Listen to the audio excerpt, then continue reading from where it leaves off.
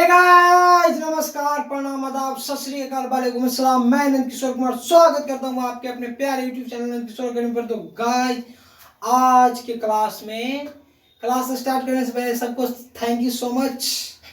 हमारे हृदय की गहराइयों से प्रेम पूर्वक थैंक यू सो मच, नमस्कार। ठीक है, क्योंकि कल ही हमारा मतलब कि बहुत खुशी की बात है कि हमारा जो यूट्यूब फैमिली है वो 100 यानी कि 100 सब्सक्राइबर्स नहीं बोल सकते, हमारी यूट्यूब फैमिली यानी कि 100 मेंबर्स का यानी 100 सदस्यों का एक हमारा फैमिली बन चुका है। और इसी प्रकार से अपना सपोर्ट बनाइए और हमारे चैनल को सब्सक्राइब कीजिए, वीडियो को लाइक कर दीजिए। और इसके लिए आपको तहे दिल से वेरी वेरी ठीक है शुक्रिया, बहुत बहुत बधाइयाँ, बहुत बहुत शुक्रिया। ठीक है, तो थैंक यू सो मच। तो चलिए, मतलब कि एक्साइटेड है गाइस थोड़ा सा। ठीक है, तो चलिए आज हम लेकर आए हैं और थोड़ा सा माफ़ी चाहेंगे, थोड़ा लेट वीडियो मिल रहा है, कुछ इशू हो जा रहा है पर्सनल। ठीक है ना, कुछ कहीं जाना आना पड़ जा रहा है। ठीक है, ट्रेवलिंग किसी तरीके का।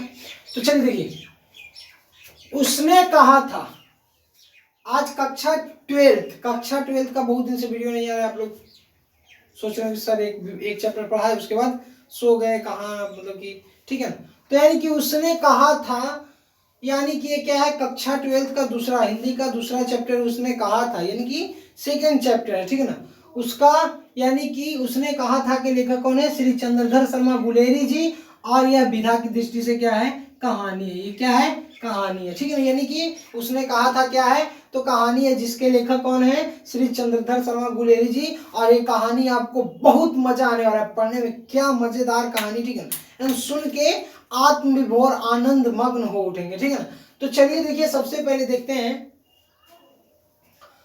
जन्म, यानी सबसे पहले लेखक परिचय करेंगे। यानी कि लेखक का जन्म हुआ है 7 जुलाई 1883 ईस्वी को।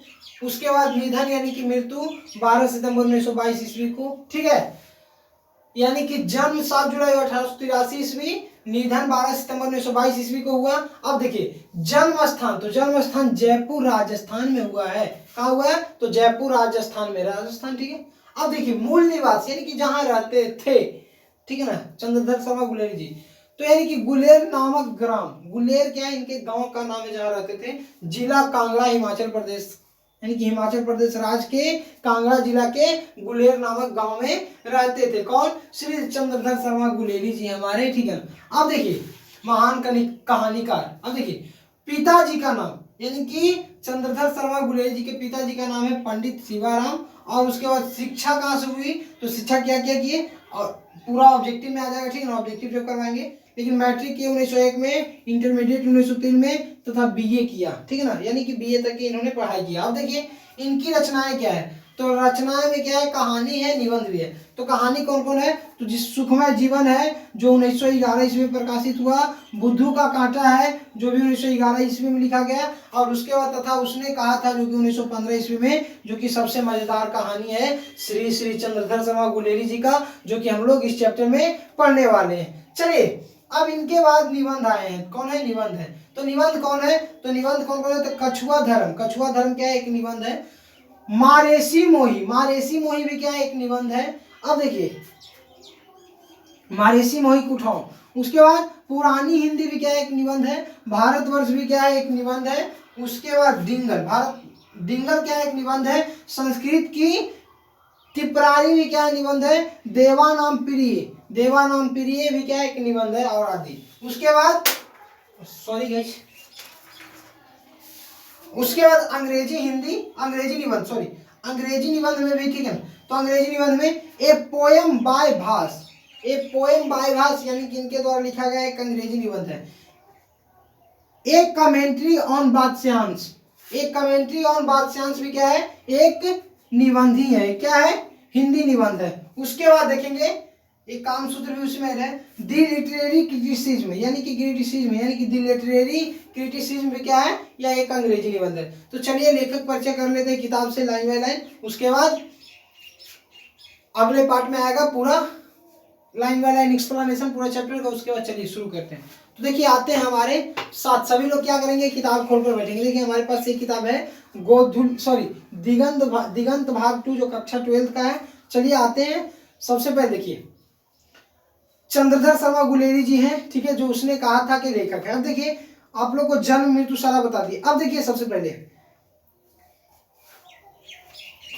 चंद्रधर शर्मा गुलेरी 20वीं सदी के प्रथम चरण में हिंदी गद्य साहित्य के एक प्रमुख लेखक थे। यानी कि 20वीं सदी यानी कि खास करके 1920 तक के यानी कि एक प्रमुख लेखक थे।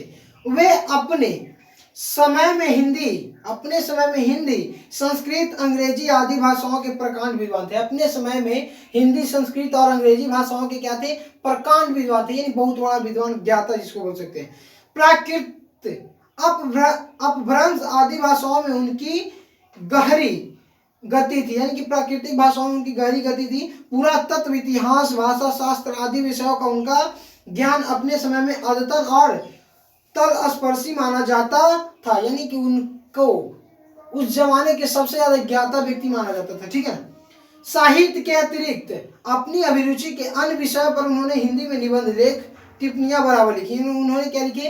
हिंदी में निबंध, लेख और टिप्पणियां भी लिखे। ठीक है ना, वो अपने रुचि के अनुसार। वे द्विवेदी युग के प्रमुख निबंधकार और बहुमान्य विद्वान थे, यानी कि उन्होंने, वे कौन युग के हैं? तो द्विवेदी युग। ठीक है ना, तो द्विवेदी युग के प्रमुख विद्वान माने जाते हैं। ठीक है ना। अब देखिए गुण और विदग्ध हास परिहास तथा व्यंग से परिपूर्ण अपनी कलात्मक भाषा शैली को देखते हुए वे अपने समय से बहुत आगे दिखाई पड़ते हैं, यानी कि उन्होंने अपने कलात्मक भाषा शैली को देखते हुए वे अपने समय से बहुत आगे दिखाई पड़ते हैं, यानी कि जो दिखना चाहिए वो आगे के जो आने वाले भविष्य के रचनाओं के बारे में भी क्या कर रहे थे?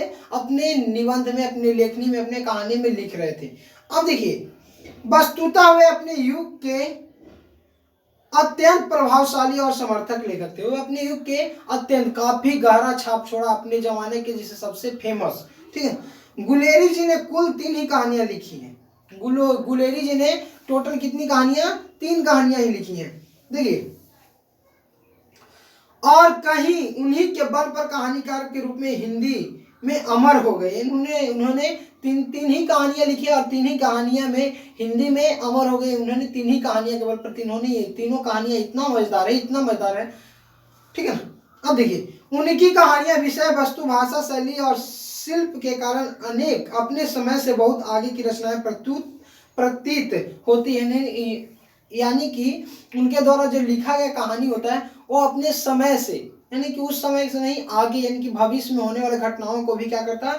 आख्यान करता है, व्याख्यान करता है, या फिर अनुसरण करता है या अनुशंसा करता है। देखिए और हिंदी कहानी के विकास में इनका प्रत्यक्ष और परोक्ष रूप से प्रभाव पड़ा है, यानी कि उन्होंने हिंदी के विकास में इनका प्रत्यक्ष और परोक्ष रूप से विकास या प्रभाव पड़ा है। अब देखिए संस्कृत का इतना बड़ा पंडित और शास्त्र निशांत गंभीर प्रकृति का विद्वान, ऐसी सार्वजनात्मक भाषा शैली में कल्पना और यथार्थ के ऐसे संतुलित संसाधन के साथ आधुनिक कथ्यों वाली ये कहानियां लिख सका, यह सचमुच चमत्कृत देने वाली, आश्चर्य से भर देने वाली रचनात्मक घटना है। यानी कि इनके द्वारा जो लिखे गए 3 ही कहानियां हैं वो क्या होता है? हम लोग सुन के आश्चर्य करते हैं, इमेजिन करने लगते हैं कि हमारे जीवन में ऐसी ऐसी घटनाएं होती है। ठीक है, होती है तो हम लोग को क्या होता है? सीखने को मिलता है, मौका मिलता है। हम लोग के जीवन में ऐसी ऐसी घटनाएं होती आती है, हमारे जीवन से क्या होता है? रिलेट करता है। ठीक है ना, कि हम भी इस तरह के जीवन को व्यतीत करते हैं। सब क्या होता है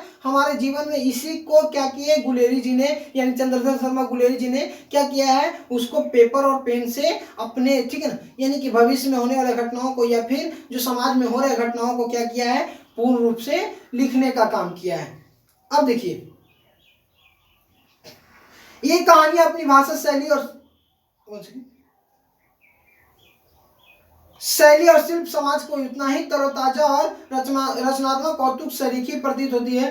कौतुक का अभिप्राय कतई यह नहीं कि विषय वस्तु या कथ्य में महत्वपूर्ण अथवा गंभीर है, यानी कि कौतुक का मतलब ये नहीं कि विषय जो विषय पर वो काफी महत्वपूर्ण है, ज्यादा महत्वपूर्ण है, हास्य के साथ साथ दोनों को मिला करके लिखे। ठीक है, सच्चाई इसके विपरीत है। इसकी विषय वस्तु और कथ्य काफी गंभीर, महत्वपूर्ण तथा समय से आगे के हैं। ठीक है, ये दोबारा हो गया। ठीक है, अब देखिए यहाँ प्रस्तुत कहानी उसने कहा था, यहाँ जो हम लोग पढ़ रहे हैं उसने कहा था उनकी अमर रचना है। उनकी यानी कि इनकी तो चंद्रधर शर्मा गुलेरी जी की अमर रचना है। इन्होंने यानी उसने कहा था इन्हें, चंद्रधर शर्मा गुलेरी जी का एक अलग पहचान, एक भारतीय हिंदी, ठीक है ना, हिंदी हिंदी भाषा या हिंदी कहानी के एक अलग कहानीकार के रूप में उनको पहचान दिलाता है, ठीक है ना। यानी कि उसने कहा था, अब देखिए, यह हिंदी कहानी के विकास में मील का पत्थर मानी जाती है। यानी कि हिंदी कहानी के विकास में, हिंदी कहानी के विकास में मील का पत्थर मानी जाती है। यानी कि बिना, जिसे मील का पत्थर के बिना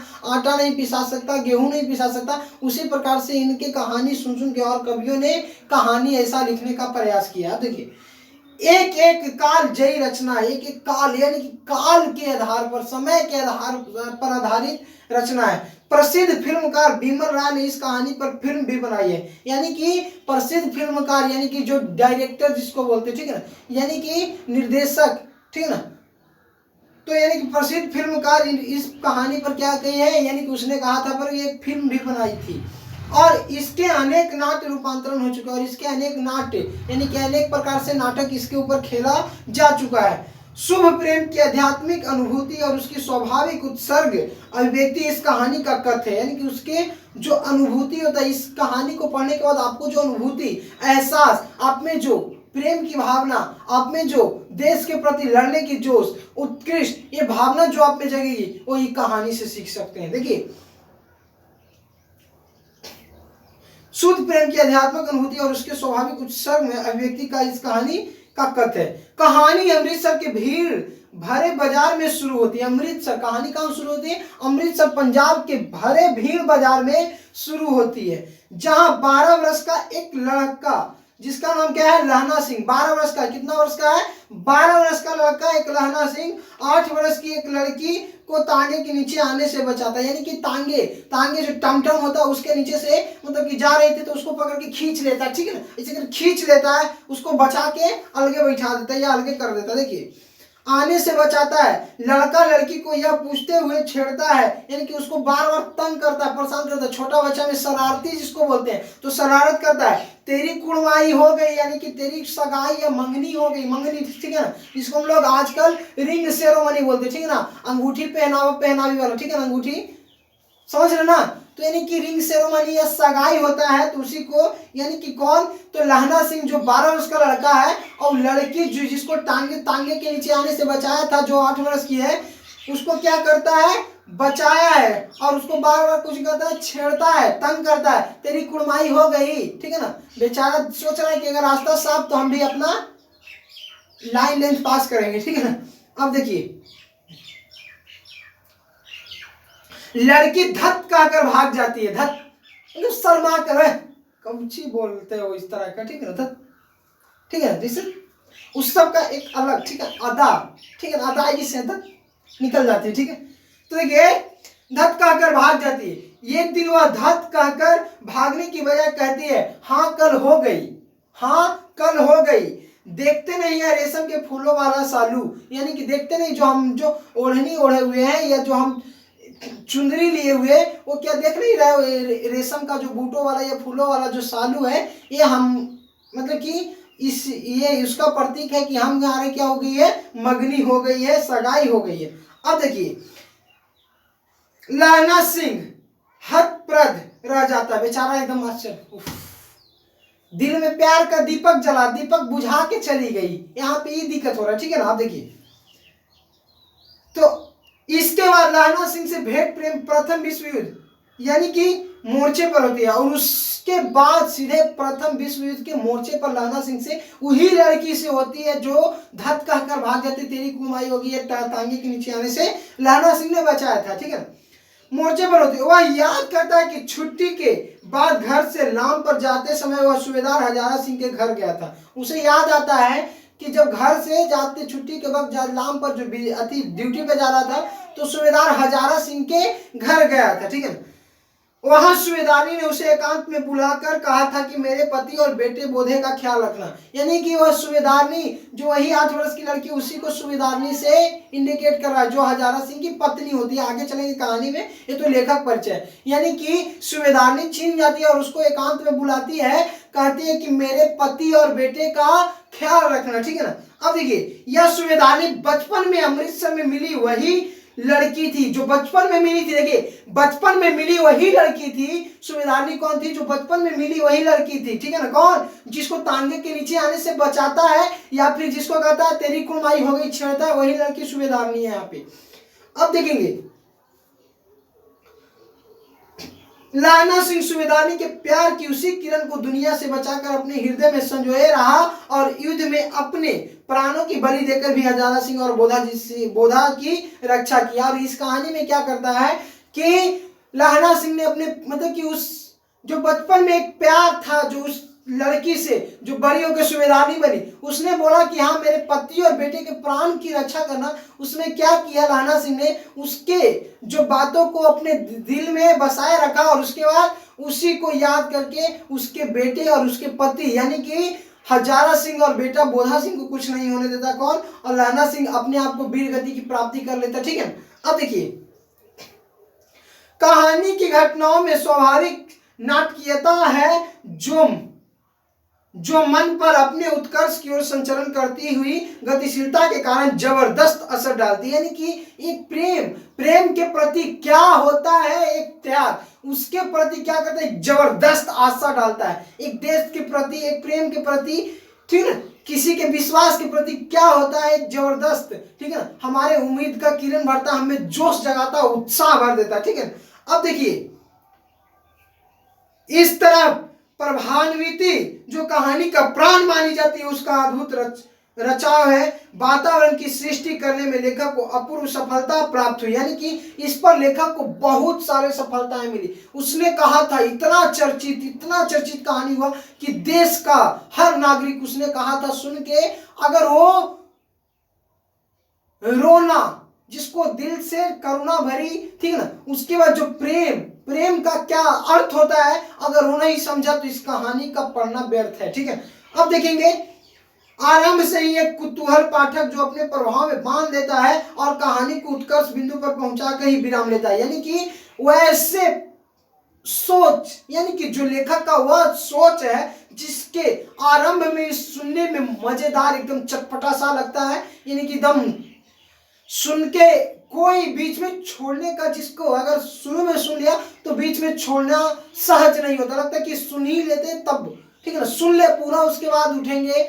जिसे कोई मूवी देखते हैं उस प्रकार से जब तक के देखते नहीं तब तक के कुछ भी हो जाए नहीं हटते, तो उसी प्रकार से ये कहानी ऐसा है कि जब तक पूरा फिनिश तब तक के मजा आता है, यानी कि जब तक सुनेंगे नहीं तब तक के लगेगा कि नहीं पूरा अधूरा, कुछ छूट गया, कुछ काम बाकी रह गया। उसी प्रकार से लेखक अंतिम क्षणों तक पहुंचाकर ही, किंतु तब कहानी का प्रभाव मन में गूंजता रह जाता। लेकिन अगर लास्ट तक सुन लेता है तो मन में एक करुणा भरी पुकार, एक दिल से दिल का कनेक्शन, ठीक है ना, आप लोग समझ रहे हैं।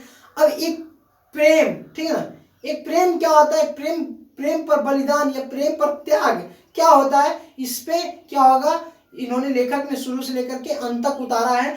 तो चलिए इसके अगले पार्ट में कहानी का एक्सप्लेनेशन करेंगे और मिलते हैं जल्द ही एक्सप्लेनेशन के साथ। और आप लोग क्या करेंगे, आप लोग चैनल को सब्सक्राइब कर देंगे, वीडियो को लाइक कर देंगे और अपने दोस्तों के पास शेयर करेंगे। प्लीज जल्दी से जल्दी हमारे चैनल को सब्सक्राइब, ठीक है ना, जल्दी से जल्दी चैनल को सब्सक्राइब कीजिए थोड़ा सा, ताकि आप लोगों के सामने साथ लाइव जुटे, ठीक है ना। तो जल्दी, thank you so much, all the very best, और मिलते हैं अगले वीडियो में। तब तक के लिए all the very best, bye bye, thank you so much.